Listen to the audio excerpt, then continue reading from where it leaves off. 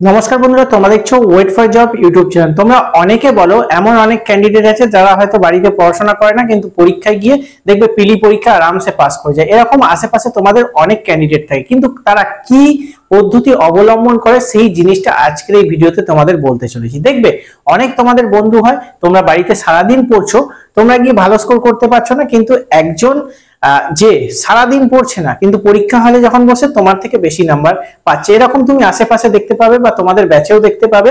কিন্তু তারা যে বুদ্ধিটা ফলো করে সেই বুদ্ধিটা দেখো। আর এই যে টিক্সটা বা এই বুদ্ধিটা তোমাদের দেখাতে চলেছি, ভালো করে দেখো।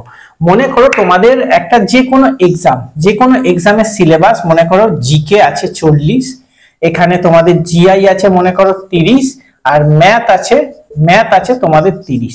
টোটাল মনে করো 60-100 নম্বরে তোমাদের পরীক্ষা। ঠিক আছে, প্রিলিমিনারি পরীক্ষার কথা আমি বলছি, মেন পরীক্ষার কথা আমি পরে আসছি। প্রিলিমিনারিটা কিভাবে না পড়ে পাস করতে হয়।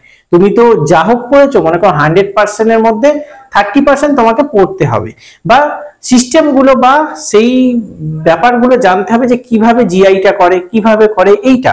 এবার দেখো, এবার মনে করো তুমি পরীক্ষা, মনে করো 15 দিন আগে অ্যাডমিট দেয়, অ্যাডমিট কার্ড তুমি পেলে, অ্যাডমিট কার্ড পাওয়ার সাথে সাথে তুমি রিভাইজ দেওয়া শুরু করলে, 15 দিন আশা করি ফুল সিলেবাস রিভাইজ হয়ে যাবে। এবার দেখো কি করবে, ম্যাথের তোমাকে নলেজ রাখতে হবে। ম্যাথের মনে করো তুমি এখানে অনুপাত, একদম ইজি অঙ্ক, অনুপাত সমানুপাত একটা পারলে, লাভ ক্ষতির একটা পেরে গেলে, এবং তার সাথে সাথে তোমার সুদ আসল একটা পেরে গেলে। ঠিক আছে, এরকম করে কিছু কিছু নিয়ম, তারপর কার্যক্ষমতার একটা পেরে গেলে, তো এরকম আস্তে আস্তে দেখবে মিশ্রণের একটা পেরে গেলে, এরকম করে করে তুমি দেখলে 30টার মধ্যে 10টা পুরো 100% তোমার কনফার্ম। এই নিয়ম থেকে আসলে আমি একটাও মিস করব না, এরকম টার্গেট হলো। এবার জিআই এর ক্ষেত্রে একটা কথা বলি, এই জিআই এর 30টার মধ্যে ম্যাক্সিমাম যদি তোমরা সিলেবাস কমপ্লিট করে রাখো জিআই এর, এবং যদি পড়াশোনা থেকে ডিচার্জও হয়ে যাও, কাজবাজ করো, সেখানেও গিয়ে আমি যদি বলি জিআই এর 5টা থেকে 7টা, আমি ধরে নিলাম 10টা নিয়ম তুমি বাদ দিলে, জিআই থেকে 20 পাবে। তুমি যদি জিআই পুরো সিলেবাস শেষ করা থাকে, তোমার জিআই যদি তোমার প্র্যাকটিস না থাকে, টাচে না থাকো, তাও গিয়ে 30-এর মধ্যে 20 তুমি 100% পাবে। ঠিক আছে, আর যদি না পাও তাহলে জানবে তোমার এই সরকারি চাকরির লাইন তোমার জন্য না। ঠিক আছে, তাহলে আমার কত হয়ে গেল, এদিকে 20 আর ম্যাথ থেকে আমি ধরে নিলাম 10, 30। এবার দেখো, এবার হচ্ছে জিকেতে খেলা। জিকেতে কি করলে, জিকেতে তোমার জানা কোশ্চেন 40টা কোশ্চেন আছে, জানা কোশ্চেন তুমি 15টা পারবেই। আর এটুখানি আমি বলতে পারি 15টা পারবে। আর যদি 15টা না পারো, তাহলে এতদিন তুমি যে ক্লাস 1 থেকে ক্লাস 10 অবধি পড়াশোনা করেছো সেগুলো বেকার। ঠিক আছে, তুমি যদি জিকে না পড়েও পরীক্ষায় বসো, তাও তুমি 15টা পড়ে আসতে পারবে, এটুখানি আমি আশা রাখতে পারি তোমাদের উপর। এবার দেখো তাহলে হলো কত, 20-10 30, 40, 45 নম্বর।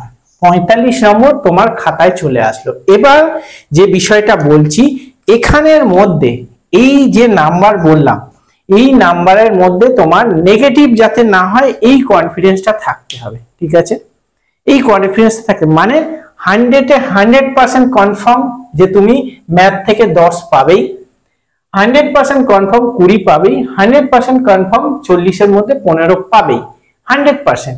তো এই গিয়ে গেল 45। এবার যদি তুমি মনে করো এসসি ক্যাটাগরিতে হও, 45 মানে ম্যাক্সিমাম পিলিতে তুমি পাস করে গেলে, আমি রাজ্য সরকারের কথা বলছি। এবার যদি এসটি হও, তাও গিয়ে পাস করে যাচ্ছে। এবার যদি জেনারেল হও, দেখবে জেনারেলের ক্ষেত্রে ম্যাক্সিমাম ক্ষেত্রে পাস করে যায়। এবার তুমি জেনারেল হলে তখন তোমার কি করা উচিত, যখন তুমি জেনারেল হবে তখন গিয়ে এই মনে করো 15টা পারলে, বাকিগুলো পারলে না, তখন গিয়ে তোমাকে রিস্ক নিতে হবে পরীক্ষা হলে গিয়ে। ঠিক আছে, পরীক্ষা হলে গিয়ে, এই যে পরীক্ষা হলে যাচ্ছ, তুমি মনে করো 15টা অ্যাটেন্ড করেছো, এবার গিয়ে বাকি আছে কত, 25টা বাকি পড়ে আছে। এই 25টার মধ্যে তোমাকে অ্যানালাইজ করতে হবে যে আমি কোন টপিকগুলো জানি। এই 25টার মধ্যে মনে করো আমি 15টা টপিকে আমার জ্ঞান আছে, 15টা টপিকে জ্ঞান আছে। এই 15টা টপিক থেকে আমি যদি এখান থেকে 5 কি 7 নাম্বারও বার করে আনতে পারি, আমি যদি রিস্ক নিয়ে অ্যাটেন্ড করি, মনে করো আমি এই 25টা যেটা পড়ে আছে, মনে করো এই 25টা পড়ে আছে, এখান থেকে আমি ভাগ করে নিলাম। মনে করো এখান থেকে 10টা টপিক আমার জানা আছে, যে টপিক থেকে কোশ্চেন এসছে, বাকি 15টা জানা নেই। 15টা তুমি ছেড়ে দাও, এই 10টাকে অ্যাটেন্ড করো, 10টাকে অ্যাটেন্ড করো, রিস্ক নিয়ে অ্যাটেন্ড করো। 10টার মধ্যে যদি মনে করো 5টা ঠিক গেল, 5টা মনে করো ভুল গেল, ঠিক আছে। এবার মনে করো 1/4 মানে 4টের জন্য 1 নাম্বার মাইনাস যাবে, তাহলে এখানে নাম্বার পেলে 5, আর এখানে মনে করো 1 নাম্বার তোমার 1 নাম্বার মানে 1.25, মানে এখান থেকে যদি 5টাতে হয় 1/4 যায়, তাহলে 1.25 তোমার মাইনাস যাবে। তাহলে তুমি কি পেলে? 3.75 নাম্বার কিন্তু এখান থেকে আরো গেইন করতে পারলে। আমি আশা করি বোঝাতে পেরেছি। তো এখানে গিয়ে আরো কত, 45 আর 3 48.75 তোমার এখানে হয়ে গেল। তাহলে বিষয়টা কি বুঝলে, যে পরীক্ষা হলে পিলি পরীক্ষার ক্ষেত্রে আমাকে কিন্তু রিস্ক নিয়ে অ্যাটেন্ড করতে হবে, তবে গিয়ে কিন্তু তোমার একটা ভালো স্কোর হবে। যদি তুমি গিয়ে এখানে জেনারেল হও, তাহলে তো তোমাকে এই রিস্কটা নিতেই হবে। আর যদি এসসি এসটি ওবিসি এই সমস্ত কাস্ট ক্যাটাগরি হও, তাহলে রিস্কটা না নিলেও চলে যায়। এবার আমি এখান থেকে যে জিনিসটা বোঝাতে চাইলাম, যে তোমাদের বললাম না পড়েও অনেকে পাস করা যায়, কেন? তারা এই যে পরীক্ষা হওয়ার আগে বাকি 1 বছর তারা এই সিলেবাসে সময় দিয়েছে, তারা সিলেবাস কমপ্লিট করে তারা ডিটাচ হয়ে গেছে বা পড়াশোনার দিকে দেখছে না, কিন্তু তারা জানে আমার এই টপিকগুলো ক্লিয়ার আছে, বাকি আমার কিছু দেখা নেই। কিছু এমন পরীক্ষায় টপিক থাকে যেগুলো কি হয়, একটু টাবলি থাকে, ঠিক আছে, সেই টপিকটা তারা স্কিপ করে যায়, ঠিক আছে। মনে করো আমি একটা অঙ্কের বলি, অঙ্কের মনে কর ত্রিকোণমিতি, আমি আমার ক্ষেত্রে বলছি আমি কি জিনিস করতাম দেখো। আজকের দিনে ত্রিকোণমিতি ম্যাক্সিমাম ক্যান্ডিডেট মনে করবে আমি ত্রিকোণমিতিটা প্রস্তুতি নিই। ত্রিকোণমিতি থেকে কটা কোশ্চেন আসে ভাই? একটা কোশ্চেন আসে, যে কোনো পরীক্ষায় ম্যাক্সিমাম 2টো কোশ্চেন আসে।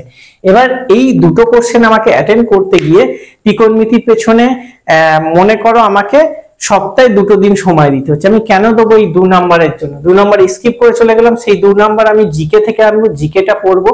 এবার অনেকে কি করে দেখো, কারেন্ট অ্যাফেয়ার্সের দিকে নজর দেয়। আমি তো বলি আমাদের মানে চ্যানেলে, ফেসবুক পেজেতে অনেকে কমেন্ট করে, যারা কারেন্ট অ্যাফেয়ার্স ক্লাস দাও না, কারেন্ট অ্যাফেয়ার্স ফলো করবে না। পরীক্ষা যেদিন আছে তার থেকে, যেদিনকে অ্যাডমিট দেবে সেদিন থেকে 6 মাস আগেকার কারেন্ট অ্যাফেয়ার্স শুধু ইউটিউবে ভিডিও দেখে নেবে, পরীক্ষা হলে যাবে। কারেন্ট অ্যাফেয়ার্স কটা আছে? খুব জোর 2টো কি 3টে কারেন্ট অ্যাফেয়ার্স আছে, বা তাও আসে না, একটা আছে। তুমি এই 2-3 নাম্বার নিয়ে কি করবে? 2-3 নাম্বার স্কিপ করে দাও, সেখানে তুমি অঙ্কের ক্ষেত্রে সময় দাও, জিআই এর ক্ষেত্রে সময় দাও, সেই 2-3 নাম্বার এখানে চলে আসবে। ওই 2টো কারেন্ট অ্যাফেয়ার্স তুমি কমন নিতে গিয়ে তুমি 5000 10,000 কারেন্ট অ্যাফেয়ার্স পড়ছো, সেটা কখনো দেখেছো? তো আমি যেটা করতাম, আমি করতাম কি, কারেন্ট অ্যাফেয়ার্স অ্যাভয়েড করে যেতাম, ত্রিকোণমিতি অ্যাভয়েড করে যেতাম। সেই জায়গায় গিয়ে আমি এই যে মনে করো রিজনিং এ কোন জিনিসটা আমি আগের পরীক্ষায় ভুল করে এসেছি সেটা দেখতাম, সেই জিনিসটাকে আমি শেখার চেষ্টা করতাম। এই যে একটা ত্রিভুজ মতো অঙ্ক, ত্রিভুজ ছিল, যে এতে কটা ত্রিভুজ আছে, এই ধরনের একটা প্যাটার্ন আসতো। আমি কি করতাম, ত্রিকোণমিতির জায়গায় এইটাকে করার চেষ্টা করবো। আগের পরীক্ষা আমি এই নিয়মটা রিজনিং এর স্কিপ করে এসেছিলাম, তো আমি কি করতাম, এই ত্রিকোণমিতি না করে এইটাকে তোলার চেষ্টা করতাম। আগের পরীক্ষার কোশ্চেনটা বার করতাম, আমি দেখতাম কোনটা আমি স্কিপ করেছি, জিআই এর ক্ষেত্রে এবং ম্যাথের ক্ষেত্রে কোনটা স্কিপ করেছি, সেইটা আমি তোলার চেষ্টা করতাম। এই কারেন্ট অ্যাফেয়ার্স এবং এই ত্রিকোণমিতিতে সময় দিতে না, এটা হচ্ছে বিষয়। এই জিনিসগুলো বুঝতে হবে, বোকার মতো শুধুমাত্র পড়ে গেলেই হবে না। ওই জন্য দেখো না, তোমার ব্যাচে বলো বা আশেপাশে বলো, এক একটা বন্ধু আছে দিনে হয়তো কোনো 1 ঘন্টা পরে কি পড়তেই বসে না, দেখো কিন্তু পিলিতে তোমার থেকে একটা ভালো স্কোর করছে। এই জিনিসটা হয়েই থাকে, তো তারা এই জিনিসগুলো ফলো করে, এই জিনিসগুলো পড়তে হবে। বোকার মতো সারাদিন অনেকে আছে যে 9 ঘন্টা 10 ঘন্টাও পড়তে থাকে, কিন্তু গিয়ে একটা 50 থেকে 60 স্কোর করে আসে।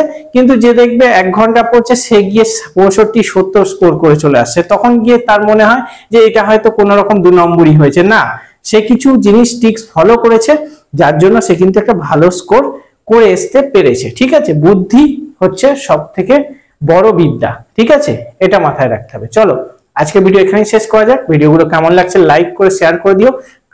দেখা হচ্ছে নেক্সট ভিডিওতে। Bye bye.